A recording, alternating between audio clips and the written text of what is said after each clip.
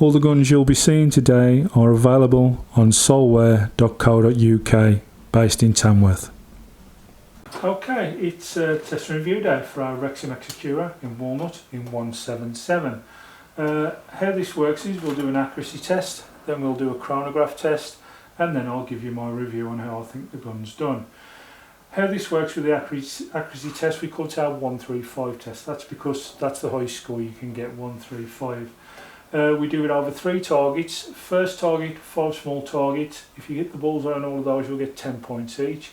And then we swap over to our second target, standard target. If you hit 5 shots in the number 10 in there, you'll get another 50 points, giving you 100 points. Then this is where it gets a little bit more interesting. Our third card is called the rings. Top row, there's 4 rings. If you hit all of those, they're worth 5 points each, so that's 20 points. And then our last shot we call the bonus shot. If you can hit that one, it's just over the size of a pellet, you get an extra 15 points. We say a pass is over 110 scored, although we do like to see them do over 120. Shall we get going? Shall we see how the Reximex Accura can do today? Okay then, let's begin. Our first magazine is loaded. Here we go, card number 1.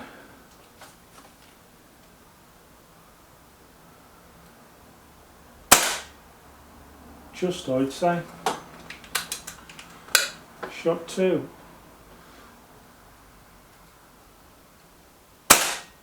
Yeah, good. Shot 3. Yeah. Shot 4.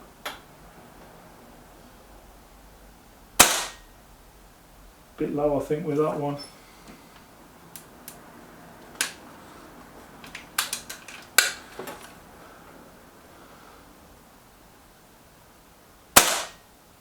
Missed again on 5. Not good. Over to target 2.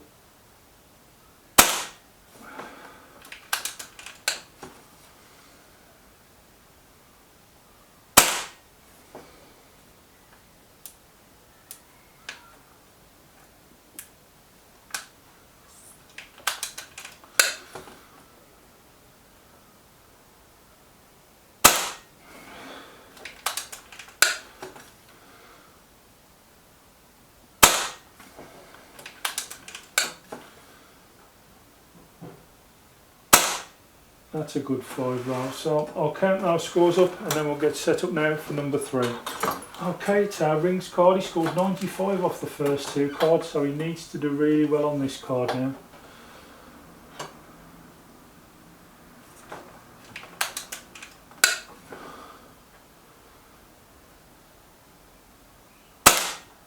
Just.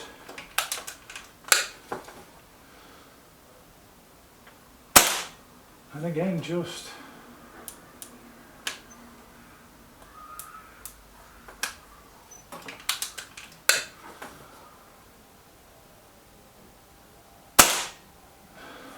Miles low. Got that one, however.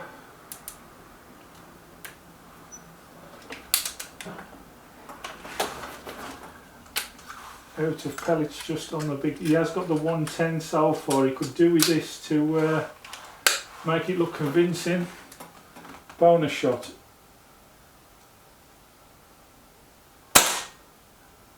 Oh, I hope he's got that. It's very close. I will go and check and I'll come back with the score. Well, 125 scored. It's okay, it's a pass. It's well above the 110 mark. But I was expecting this to get a 135, to be honest with you, because that's the kind of thing that the 2.2 version would do. But it's not happened, so yeah, a bit of a shame there, but a 125 it is today. We'll go on now to put it through to its power test. Okay, 5 shots with the Accura. Let's see, here we go. Shot 1, 227. Shot 2, 227. Shot 3, 227. Shot 4, 227. And the last one, 227 by any chance? 225, so it is a 227 score. So we'll put that into the calculator now and see what we come back with. Okay, well, we've done our calculations. The weight of our pellet, it's the H&M Field Target Trophies, they're 8.64 grain. Then we turned our meters per second into feet per second. Feet per second, it was 744.75. That gave us a total output of 10.64 foot-pounds and 14.43 joules for its power. Now, Reximexes I know do come with a heavily choked barrel, so that could still be cutting in yet. That might be why it's just underneath the 11 foot-pound mark, and it will get better over time. So I'm not going to count that as too bad. That's around right for a brand new Reximex that's still very tight at the moment. So power wise, give or take a bit, I reckon it'll be just over the 11 foot-pound mark when it's cut in, so not too bad. Okay then, that's all the tests done on our Reximex Accura. Passed its accuracy test. Will get better with its power test. Usually I will just check this. Reximex do send out a printout with the power from the factory. Now I always say that we'll do the test ourselves, and as you've seen today when we've put it over the chronograph, it was saying at the chronograph at the Reximex factory that this was doing 11.59 foot-pounds. Obviously when we've done the test today, it's a foot-pound lighter than that. So yeah, the lowest one that it did on here when it was doing its test was 11.45, which again, really and truthfully, that's only just over what, just under a foot-pound more than what we've got today. So we take no notice of that really. I do find the Reximex and Crow, when they do put in the power readings from the factory, that they're a little bit wayward. Although that's not saying that probably with a shallow skirted, probably a 5.1 or 5.0, or even with a heavier one, a 5.2 skirted, I think they use RWS pellets to test the guns. They may have got a better power reading, whereas I don't think these H&N are quite as big on the skirt. So yeah, probably with a tighter skirted pellet and getting more pressure behind it, you may get a little bit more power, but I wouldn't have thought a lot more. Anyway, back to the gun. I think it's a bit of a looker. I mean, that Turkish walnut is absolutely fantastic, isn't it? It looks lovely. The gun itself, you couldn't ask for more really. I mean, I've done all the testing today for the pellet test, and I've also done all the shooting as well for the test and review. All in all, I think that's nearly 70-80 shots, plus there was a little few more to tune in. And what I've found there is this gun is really fantastic for its shot count, because it only took around a quarter of the tank away at that. So I'm guessing that with this gun you're probably looking very close to 200 shots and above to empty the tank. So that is fantastic really. Being a 177 in the Reximex, it's a 14 shot magazine. Typical Reximex magazine, spin all the way around, put one into lock it and then just load the rest. So no problem there. You have a Picatinny rail to mount your scope on. I'm using our cat size 4-16 b44 illuminated AO scopes, which I tend to use a lot now, because it gives everybody a fair chance that they've got the same scope on, and it works really well. The trigger on this is delightful. It's really light, nice and easy to use. Safety just there, as you can see, sticking out. It's just a pressing variety, no problem at all. If we go around to this side of the gun, you can see there you've got a power adjuster. As I always say, with 12 foot-pounds, unless you're in a closed and confined space, I can't really see the point of having a 12 foot-pound adjuster, but it's there if you should need it for anything, so that's great. To keep it short, because it's quite a long gun, I've fitted a Get Shorty silencer to it, and it works really well, keeps it nice and quiet. The stippling is done really well, give you plenty of grip. I have hired, as you can see, the cheek rest there, just so it gives me to a nice level with the scope when I'm shooting it. All in all, it's always been a nice package as the Accura. It's really put together well. Reximex and Kral, as you know, the Turkish guys are up in their game. They are getting better with the stuff they bring. We have had in before, as I've mentioned a few times through the last couple of days doing the reviews on this gun, we have had the synthetic version of this in before. It was a fantastic gun. I was that impressed with it, I took it out on permission and I had myself quite a bit of fun with squirrels, rats and rabbits even. So it was a fantastic gun, and I trusted it completely to be there for me when I needed it when I was out hunting, and it did. And that's why I brought this one in. We need guns that are of a variety at the moment. They're not massively expensive, but have got a chance of upsetting the big boys, and that's what we're looking for in this this next section that we're doing. We're looking for somebody who can upset our Air Arms S510 Ultimate Sporter. Now, I gave this a chance because it is without doubt one of the most accurate guns I've used from the Reximex range. They are very good, so I'm hoping that this stands a chance of being there. It didn't do as well as I expected it to do in the pellet test, but as I'm saying just lately, I'm noticing that we're getting a hell of a lot of dirty barrels. That's after we've actually cleaned them, and I'm unsure why.